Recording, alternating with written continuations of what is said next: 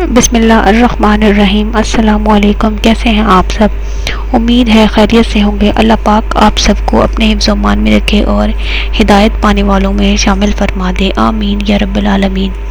آج جو وظیفے کا ٹاپک میں لے کر آئی ہوں وہ بیحد ضروری ہے، بہت سارے لوگوں کے لیے ضروری ہے، بہت کارآمد اور مجرب وظیفہ ہے۔ ہر پریشانی کا، مشکل کا حل ہے اور رزق میں اضافے کا اور رزق میں برکت کا وظیفہ ہے۔ وظیفہ بتانے سے پہلے ایک چھوٹی سی درخواست کہ ہمارے چینل کو سبسکرائب کریں، ویڈیو کو لائک اور شیئر ضرور کریں۔ شیئر صرف اس نیت سے کریں کہ کیا پتہ کسی کی پریشانی آپ کی ایک چھوٹی سی کوشش سے حل ہو جائے اور آپ کی یہ کوشش آپ کے لیے صدقہ جاریہ کا ذریعہ بن جائے۔ اللہ تعالیٰ آپ کی چھوٹی چھوٹی کوششیں اور نیکیاں قبول فرمائے۔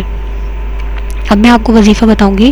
وظیفہ آپ نے 9 ذی الحج کو کرنا ہے، حج کے مہینے میں 9 ذی الحج کا وظیفہ ہے یہ۔ ظہر اور عصر کے درمیان میں آپ نے خلوص نیت سے اور یقین کے ساتھ یہ وظیفہ کرنا ہے۔ شک عمل کو ضائع کر دیتا ہے۔ آپ نے وظیفہ کچھ اس طرح کرنا ہے: اول و آخر 11 مرتبہ درود ابراہیمی پڑھنے کے بعد 1000 مرتبہ یعنی 1000 ٹائم سورہ اخلاص آپ نے پڑھنی ہے۔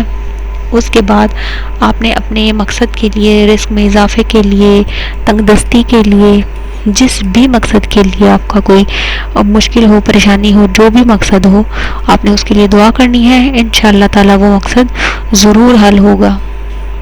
اسی کے ساتھ آپ اجازت دیجیے، اگلی ویڈیو میں حاضر ہوں گے، تب تک کے لیے اللہ حافظ۔